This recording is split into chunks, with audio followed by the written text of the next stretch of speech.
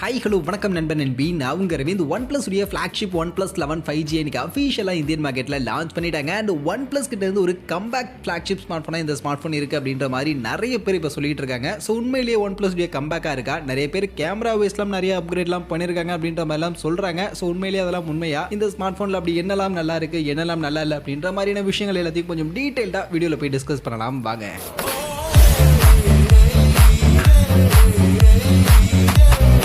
So first இந்த OnePlus 11 5G smart ஃபோனுக்கான look and டிசைனை பற்றிலாம் இதுக்கு முன்னாடியே நம்ம நிறையவே பேசிட்டோம். ஸோ அந்த சர்க்குலர் ஷேப்க்கான அதே கேமரா மாடல் அதே டிசைன் தான். பிளாக் அண்ட் கிரீன் அப்படின்ற மாதிரியான ரெண்டு கலர் ஆப்ஷன் அவைலபிளாக இருக்குது. 205 கிராம்ஸ்க்கான வெயிட், 8.53 mm திக்னஸோட இது ஒரு ப்ரீமியம் ஃபிளாக்ஷிப் செக்மெண்ட்டுக்கான ஸ்மார்ட் ஃபோன் அப்படின்றதுக்கு ஏற்ற மாதிரி ஒரு ப்ரீமியமான டிசைனில் அந்த பேக் செட் கிளாஸ் பாடி எல்லாம் கொடுத்து ஒரு ப்ரீமியம் ஃபீல்க்கான ஒரு ஸ்மார்ட் ஃபோனை தான் எடுத்துகிட்டு வந்திருக்காங்க. பட் என்ன ப்ரீமியம் ஃபீல்லாம் கொடுக்கறதெல்லாம் ஓகே, பட் மொபைலையும் கொஞ்சம் லைட் வெயிட்டாக கொண்டு வந்தாங்கன்னா நல்லா இருக்கும்னு நினைக்கிறேன். 205 கிராம்ஸ் அப்படின்றதெல்லாம் கொஞ்சம் ரொம்பவே பல்கியான ஸ்மார்ட் ஃபோனாக இருக்குது. ஸோ அடுத்து வரக்கூடிய OnePlus ஸ்மார்ட் ஃபோனாவது இதை கொஞ்சம் கான்சன்ட்ரேட் பண்ணி கொஞ்சம் லைட் வெயிட்டாக எடுத்துகிட்டு வந்தாங்கன்னா நல்லா இருக்கும்ன்றது என்னுடைய ஒரு ஒப்பீனியன். பண்ணுறாங்களான்றதை பார்ப்போம்.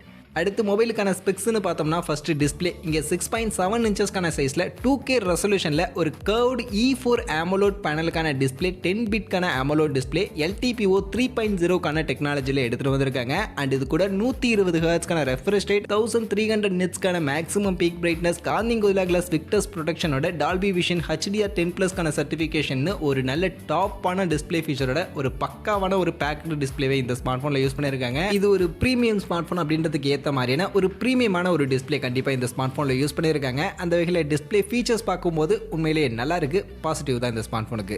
அதே மாதிரி பேட்டரியும் ஒரு நல்ல பெரிய பேட்டரி பேக்கப் தான். 5000 mAhக்கான பேட்டரி பேக்கப் கொடுத்துருக்காங்க. அண்ட் அதை சார்ஜ் பண்ணுறதுக்கு 100 வாட்ஸ்க்கான வயர்டு ஃபாஸ்ட் சார்ஜிங்கான சப்போர்ட் இங்கே நமக்கு இருக்குது. ஸோ ஒரு பெரிய வயர்டு ஃபாஸ்ட் சார்ஜிங்கான சப்போர்ட்டும் இருக்கிறதுனால நல்லா ஃபாஸ்ட்டாக நம்மளால் இந்த ஸ்மார்ட் ஃபோனை சார்ஜ் பண்ணிக்க முடியும் அப்படின்றது பாசிட்டிவ் தான். பட் ஆனாலும் இது கூடவே இவங்க வயர்லெஸ் ஃபாஸ்ட் சார்ஜிங்கான சப்போர்ட்டும் இந்த ஸ்மார்ட் ஃபோனில் கொடுத்துருக்கலாம். பட் ஏன்னு தெரியல, இங்கே நமக்கு வயர்லெஸ் சார்ஜிங்கான சப்போர்ட் கொடுக்கல. மேபி பிரைஸ் கட்டிங்காக யோசிச்சிருக்காங்களான்னு தெரியல. பட் இங்கே வயர்லெஸ் ஃபாஸ்ட் சார்ஜிங்கான சப்போர்ட் இல்லை அப்படின்றத தெரிஞ்சுக்கங்க.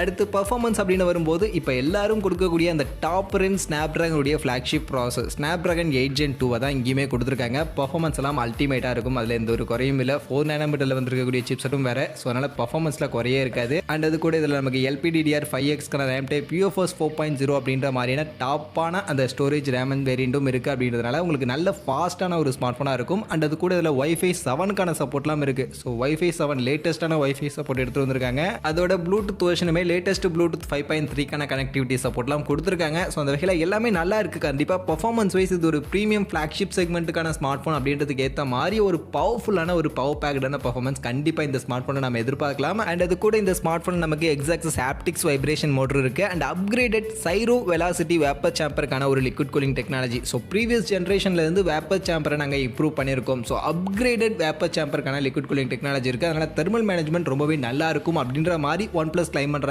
பட் எந்த அளவுக்கு இருக்க போகுது அப்படின்றதெல்லாம் நம்ம கண்டிப்பாக வரக்கூடிய காலங்களில் அதெல்லாம் தெரிஞ்சுக்கலாம். பட் இப்போதைக்கு இந்த மாதிரியான ஒரு டாப் ஃபீச்சர்ஸ் கண்டிப்பாக இங்கே கொடுத்துருக்காங்க. அப்படியே அடுத்து எல்லாரும் ஓகோன்னு சொல்லக்கூடிய அந்த கேமரா சைடுக்கு வந்தோம்னா ஆக்சுவலி இங்கே கேமரா ஃபீச்சர்ஸ்னு பார்க்கும்போது பின்பக்கம் 3 கேமரா இருக்குது. பிரைமரி 50 மெகாபிக்சலுக்கான ஒரு பிரைமரி கேமரா, சோனியுடைய IMX890 அப்படின்னு சொல்லக்கூடிய இந்த சென்சாரை பேக் பண்ணி ஆப்டிக்கல் இமேஜ் ஸ்டெபிலைசேஷனுக்கான சப்போர்ட்டோட எடுத்துகிட்டு வந்திருக்காங்க. அண்ட் இது கூட சப்போர்ட்டிவ்க்கு ஒரு 48 மெகாபிக்சலுக்கான ultra wide angle Sony IMX581 அப்படின்ற இந்த சென்சார் பேக் பண்ணியிருக்கு. அண்ட் கடைசியாக ஒரு 32 மெகாபிக்சலுக்கான டெலிஃபோட்டோ லென்ஸ் IMX709 அப்படின்ற இந்த சென்சார் பேக் பண்ணி வந்துருக்கு. அண்ட் செல்ஃபி கேமரா அவங்க காலகாலமாக யூஸ் பண்ணக்கூடிய அதே 16 மெகாபிக்சலுக்கான சோனி சென்சருக்கான அந்த ஒரு செல்ஃபி கேமரா தான் யூஸ் பண்ணியிருக்காங்க. ஸோ இதுதான் கேமராவுடைய ஃபீச்சர்ஸாக இருக்குது. பட் இங்கே கேமராவில் என்னடா இவங்க அப்கிரேட் பண்ணியிருக்காங்க, இம்ப்ரூவ்மெண்ட் பண்ணியிருக்காங்கன்னு பார்த்தீங்கன்னா எப்பவும் போல இந்த வாட்டியுமே அவங்க ஹசில் பிளேடோட பார்ட்னர்ஷிப் பண்ணி தான் அந்த கேமராவுக்கான டியூனிங் எல்லாமே பண்ணியிருக்காங்க. பட் ஆனால் என்னன்னா 3rd ஜென்ரேஷனுக்கான ஒரு ஹசில் பிளேட்கான டெக்னாலஜி இங்கே யூஸ் பண்ணியிருக்கதா சொல்கிறாங்க. அதனால் இன்னும் இம்ப்ரூவ்டான ஒரு கேமரா குவாலிட்டி, ஃபோட்டோ கிளாரிட்டி இதில் நமக்கு கிடைக்கும் அப்படின்ற மாதிரி கிளைம் பண்ணுறாங்க. அதோட இதில் நமக்கு 32 மெகாபிக்சலுக்கான டெலிஃபோட்டோ லென்ஸ் யூஸ் பண்ணியிருக்கிறதுனால உங்களுக்கு போர்ட்ரேட் ஷாட்ஸ் எல்லாம் வேற லெவலில் இருக்கும். DSLR லெவலில் போர்ட்ரேட் ஷாட்ஸ் எல்லாம் இருக்கும் அப்படின்ற மாதிரி கிளைம் பண்ணுறாங்க. அண்ட் ஒரு சில சாம்பிள் இமேஜஸ் எல்லாம் பார்க்கும்போது உண்மையிலேயே நல்லாவே இருந்துச்சு. எட்ஜ் டிடெக்ஷன்ஸ் எல்லாம் ரொம்பவே ப்ராப்பராக அக்யூரேட்டாக டிடெக்ட் பண்ணி நமக்கு ஒரு சூப்பரான போர்ட்ரேட் எஃபெக்டையும் கொடுத்துருந்துச்சு. ஸோ அந்த வகையில் கேமரா சென்ட்ரிக்காக ஒரு நல்ல இம்ப்ரூவ்மெண்ட் கண்டிப்பாக பண்ணியிருக்காங்க ஃபீச்சர்ஸ் வைஸ். அதே மாதிரி கிளாரிட்டிலையுமே இருக்குது அப்படின்ற மாதிரி தான் இப்போதைக்கு சொல்லப்படுது. பட் லான்ச் ஆகி ஒரே நாளில் நம்ம எதையுமே முடிவு பண்ண முடியாது. ஸோ அதனால் போகட்டும், இன்னும் கொஞ்ச நாள் போனதுக்கு அப்புறமா இதனுடைய எக்ஸாக்டான கேமரா பர்ஃபார்மன்ஸ் எப்படி இருக்குது அப்படின்றத வெயிட் பண்ணி நம்ம பார்ப்போம். பட் இப்போதைக்கு ஃபீச்சராக பார்க்கும்போது உண்மையிலேயே நல்ல ஃபீச்சர்ஸ் இந்த கேமராவுக்கும் கொடுத்துருக்காங்க. இது போக மொபைலில் அதர் ஃபீச்சர்ஸாக இங்கே நமக்கு in display finger print scanner இருக்குது, டியூவல் ஸ்டீரியோ ஸ்பீக்கர் கொடுத்துருக்காங்க. அண்ட் OnePlusல எல்லாரும் எதிர்பார்க்கக்கூடிய அந்த அலர்ட் ஸ்லைடர் இந்த ஸ்மார்ட் ஃபோனில் இருக்குது. Android 13க்கு கீழே இந்த ஸ்மார்ட் ஃபோன் இப்போதைக்கு லான்ச் பண்ணியிருக்காங்க. அண்ட் இந்த மொபைலுக்கான ப்ரைஸ் செக்மெண்ட் அப்படின்னு பார்த்தீங்கன்னா மொத்தம் 2 வேரியன்ட் லான்ச் பண்ணியிருக்காங்க. அதில் base variant 8GB 128GB variant 57,000 ரூபாய்க்கு லான்ச் பண்ணியிருக்காங்க. அண்ட் அது கூட 16GB 256GB இன்டர்னல் வேரியன்ட் 62,000 ரூபா அப்படின்ற ப்ரைஸிங்க்கு லான்ச் பண்ணியிருக்காங்க. அண்ட் இந்த ஸ்மார்ட் ஃபோனுக்கு இப்போ கார்டு ஆஃபர் பார்க்கும்போது ஐசிசிக்கு கொடுத்துருக்காங்க, 1000 ரூபீஸ் கொடுத்துருக்காங்க. பட் இந்த ஸ்மார்ட் ஃபோனுடைய செக்மெண்ட் 57,000 ரூபாய்க்கு போயிட்டு 1000 ரூபா கார்டு ஆஃபர் கொடுக்குறாங்க. இதெல்லாம் என்ன கதைன்னு தெரியல, ஏன் இப்படி பண்ணுறாங்கன்னு தெரியல. பட் கார்டு ஆஃபர்னு ஏதோ கொடுக்கணும்னு கொடுத்துருக்காங்க, அவ்வளோதான். அதே மாதிரி இங்கே மொபைலுக்கான அப்டேட் அஷூரன்ஸுமே 4 வருஷத்துக்கான OS அப்டேட் கொடுப்போம் அப்படின்ற மாதிரியான அஷூரன்ஸ் கொடுத்துருக்காங்க. அண்ட் 5 வருஷத்துக்கான செக்யூரிட்டி பேட்ச்க்கான அப்டேட் கொடுப்போம் அப்படின்ற மாதிரியான அஷூரன்ஸ் கொடுத்துருக்காங்க. இது உண்மையிலே எனக்கு கொஞ்சம் அட்ராக்டிவாக இருந்துச்சு. ஏன்னா 5 வருஷத்துக்கான அப்டேட் கொடுப்போம் அப்படின்ற மாதிரி சொல்லியிருக்கும் போது நம்மளால் 5 வருஷம் இந்த ஸ்மார்ட் ஃபோனை யூஸ் பண்ண முடியும் அப்படின்ற மாதிரியான ஒரு ட்ரஸ்டபிலிட்டி பில்ட் ஆகுது. ஸோ கண்டிப்பாக இந்த ஸ்மார்ட் ஃபோனுடைய செக்மெண்ட்டுக்கு வாங்கக்கூடியவங்க 5 வருஷம் 4 வருஷம் யூஸ் பண்ணும் அப்படின்னு தான் யோசிப்பாங்க. ஸோ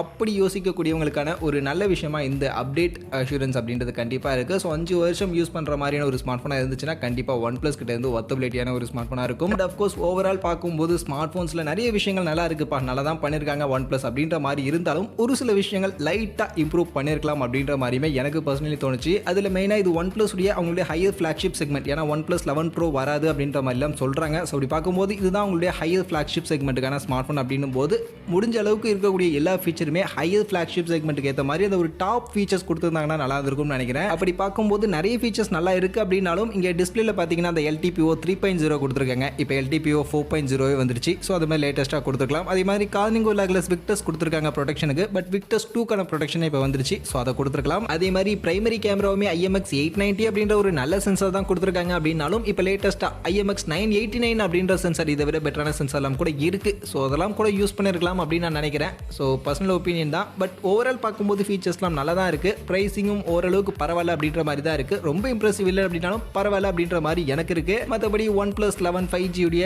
இந்த ஃபீச்சர்ஸ், இந்த ப்ரைஸ் செக்மெண்ட், இதை பற்றி நீங்கள் என்ன நினைக்கிறீங்க? உங்கள் ஒப்பீனியன் OnePlus 11 பற்றி என்ன அப்படின்றத கமெண்ட் செக்ஷனில் வந்து சொல்லிட்டு போங்க.